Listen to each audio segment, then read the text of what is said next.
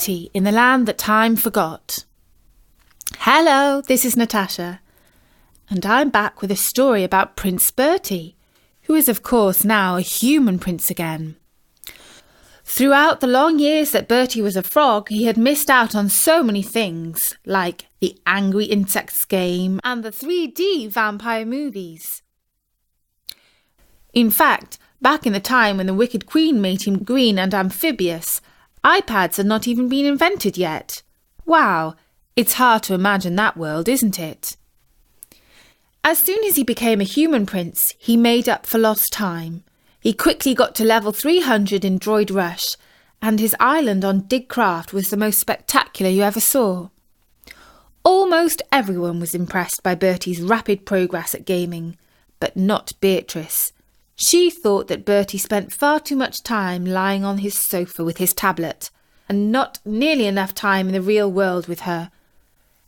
There were days when she thought that, quite frankly, he might as well still be a frog, because when she tried to speak to him, he just stared at her blankly and said, "Croak," before going back to his game. When it came to picking a summer holiday, Bertie was happy to leave that to Beatrice. "This is where I want to go," she said, and handed him a brochure. It was painted on thick paper, almost like card, and the colours were all slightly faded. Its title in Gothic letters announced, "The Land That Time Forgot." Bertie turned the pages. There were pictures of horse-drawn carts, penny-farthing bicycles, fat policemen, steam trains, and people wearing flouncy hats and +4 trousers.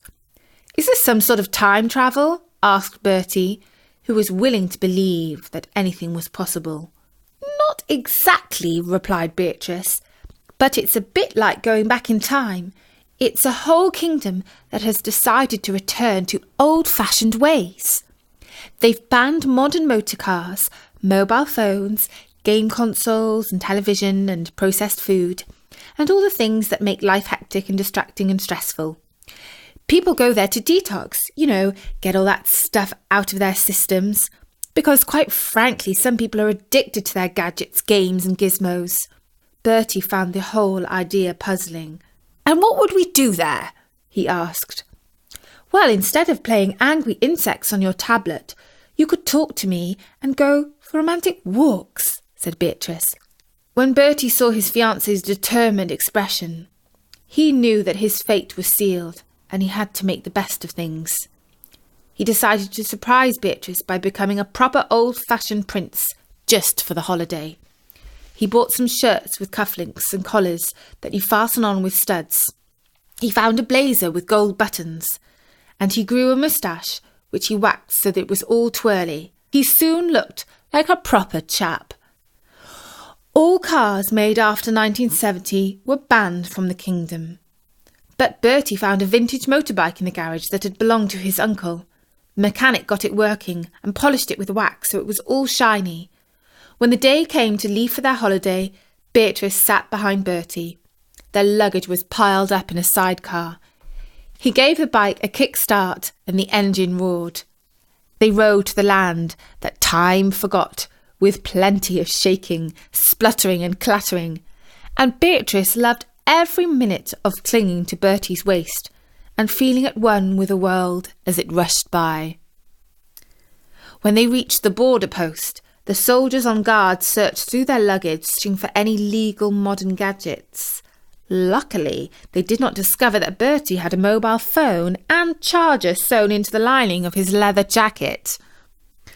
They drove over rugged mountains to the capital city. Once they were there, they bumped along cobbled streets, past iron railings, gateways guarded by statues of lions, houses built out of granite, through arches and across squares where golden fountains played. Sometimes the narrow way was blocked by a horse and cart. Almost everyone they saw wore a hat of some sort, as it was a holiday place. Straw boaters were popular. A beauty and health spa was tucked away inside the basement of the hotel. Beatrice booked herself in for a steam bath, followed by a massage, a facial and a manicure and pedicure. Her beauty pampering would take all morning. Bertie stayed up in their suite of rooms. He told Beatrice that he was going to read War and Peace by Leo Tolstoy, but in fact he did not manage more than a few pages before he started to think about the mobile phone he had smuggled across the border. He took out his nail scissors and carefully cut the lining of his motorbike jacket. He did not expect it to function as a phone while they were in the land that time forgot. But the electronic games were all working fine. Soon he was happily zapping Space Invaders. But oh dear, Beatrice returned sooner than expected. She had not enjoyed the treatment. The steam room was so cold you could catch a chill, and the masseur should have been an all-in wrestler. Beatrice was in a terrible mood. "Bertie, what are you doing?" Bertie looked up guiltily. "Just phoning my Aunt Gertrude to see how she is," he lied. "No, you're not. You're playing games," Beatrice accused him angrily. "I'm confiscating that." And she snatched the phone off him and put it in her silk purse. Bertie tried not to sulk as they descended in the lift, but it was hard. He brightened up when a butler approached him with a letter on a tray. "I was just bringing this to your room, sir," he said. Bertie could see that it was sealed with red wax. He sat down with Beatrice on an ottoman sofa and opened the envelope with a silver letter knife. Inside was a letter addressed to Their Royal Highnesses, Prince Bertie and Princess Beatrice, inviting them to lunch at the King's Palace. "How did the King know we were here?" asked Bertie. "We are booked into the hotel under false names." "Well, I told him we were coming," said Beatrice. "He's my uncle." "You kept that quiet," said Bertie. "I thought you might not approve," said Beatrice, blushing. "You don't mean he's the brother of the wicked Queen?" "Well, you know, all royalty is one big family, and he's really very nice," said Beatrice. I would not call somebody who stops you using a mobile phone nice," said Bertie. And then it was Beatrice's turn to sulk. They both had to cheer up in time for lunch at the palace. Beatrice's uncle Ferdinand wore a white uniform emblazoned with medals and had a neat grey beard so that he looked a little bit like the last Tsar of Russia. The meal was served on the terrace, overlooking the river, and they watched steamboats and pleasure cruisers sailing past. Beatrice praised the food. "It's such a joy to eat tomatoes, which really taste like tomatoes, and new potatoes that are bursting with flavour. Everything from the supermarket at home is so bland and samey," she gushed. Their host was clearly delighted by her remarks. "This breed of potato is named in my honour," he boasted. "They are called King Ferdinand's, and it will be my pleasure to decree that the tomatoes will be named after my darling niece. From henceforth they shall be called Princess Beatrice's." Beatrice was delighted with the compliment from her uncle. Bertie asked Ferdinand why he had decided to turn his kingdom into the land that time forgot. "I thought it was good marketing," he replied. "These days small kingdoms have to differentiate themselves, otherwise they just get overshadowed by bigger and flashier holiday destinations." "You mean it was a business decision?" asked Beatrice, disappointed. "I thought it was more because you were into traditional values and conserving the past." "Oh no, I'm no fuddy-duddy. Just scratch the surface and you'll find a very modern kingdom," said Ferdinand. "It all looks old-fashioned, but underneath, this is the most technologically advanced theme park in the world." "It is?" said Bertie, surprised. "Oh yes, rather," said Ferdinand. "Have you seen the changing of the guard? All the soldiers are computer-generated in 3D. It's the cheapest army to run in the whole world. We don't have to pay for a single tin of boot polish." "Wow," said Bertie. Even Beatrice was impressed. It turned out that all the works of art in the gallery were also electronic fakes, and that the steam trains and even some of the horse-drawn carriages were all operated by a sophisticated computer system. Many of the buildings were actually built with virtual reality blocks and then projected onto screens. But they looked so real you could never tell unless you tried to walk into them. And as for the real tasting tomatoes and potatoes, they were all developed in the laboratory, and the roast beef was made out of genetically modified soya beans. Bertie enjoyed the dessert because it was a light, fluffy and bright and luminous concoction that tasted of strawberries and was made from a packet of powder and whipped up with condensed milk. As they thanked the host, the king asked an awkward question. "By the way, how's my sister?" He meant, of course, the wicked queen. Bertie blushed slightly and said, Oh, we don't talk to her much now. She's a frog, and lives in the pond." "I heard," said Ferdinand darkly. "That wasn't very nice of you, Bertie, was it, to go turning your future mother-in-law into a piece of pond life?" "I did no such thing," said Bertie. "I'm not a magician.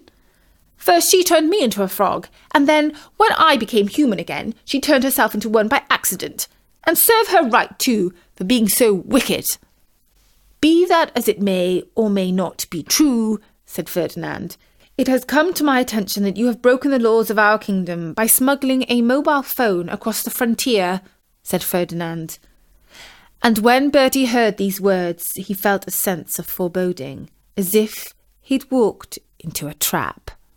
He glanced at Beatrice. She bit her lip. The king ordered Bertie to empty his pockets. And when that did not turn up, the illegal phone, he told the guards to search him. Bertie thought what a good thing it was that Beatrice had confiscated his phone. But, oh no, just then there was a loud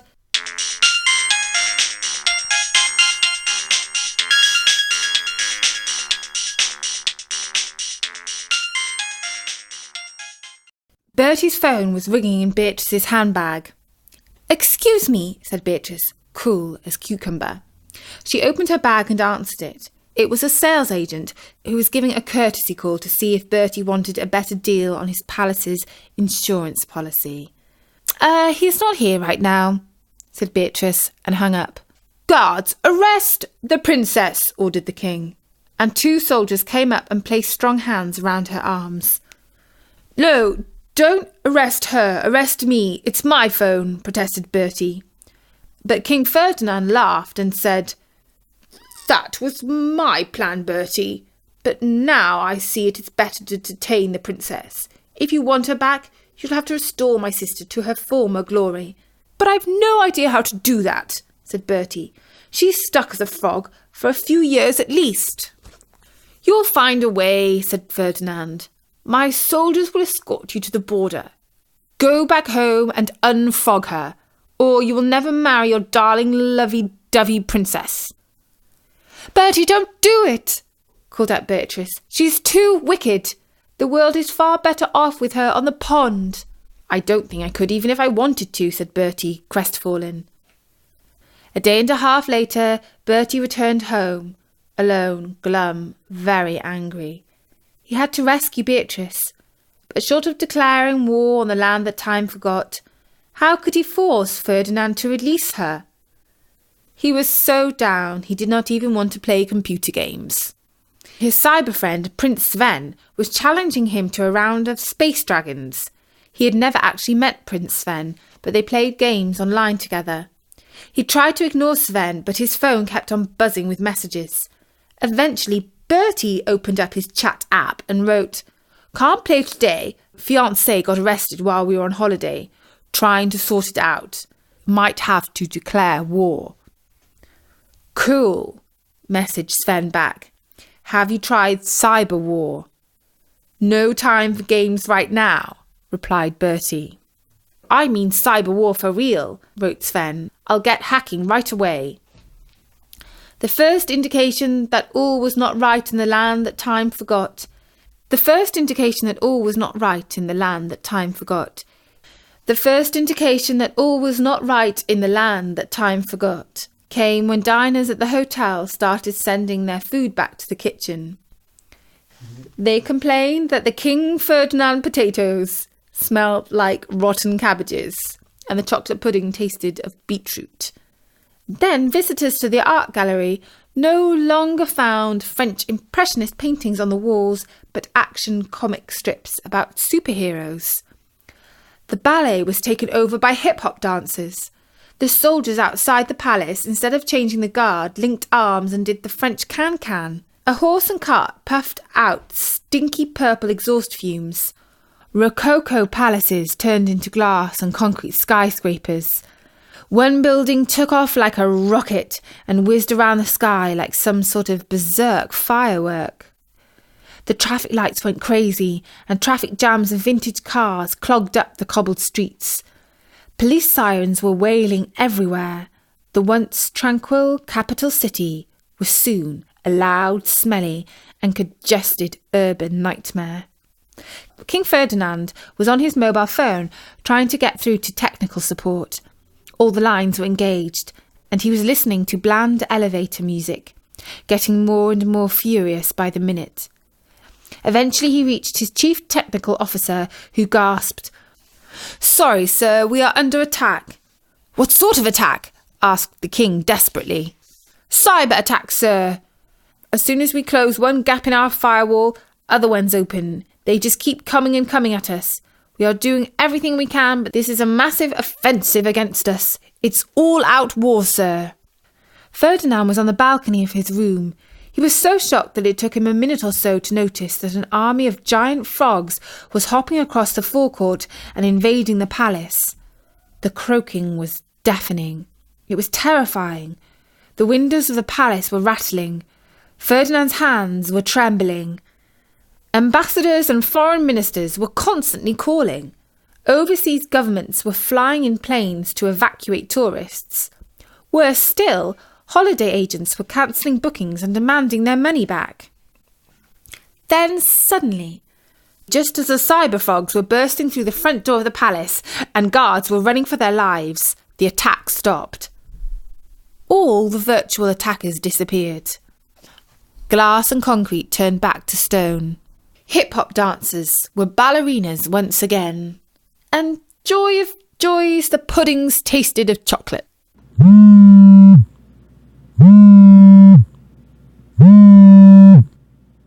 Ferdinand's mobile phone rang. "Hi there, it's Bertie," said a familiar, and to the king, rather annoying voice, "Do you give up, or shall we resume the cyber attack?" "What do you want?" asked the king. "Just my fiancée back, please," said Bertie. "Because there is one thing in this world that is real and can never be recreated in virtual reality, and that is love." And that was the story of Prince Bertie and the land that time forgot.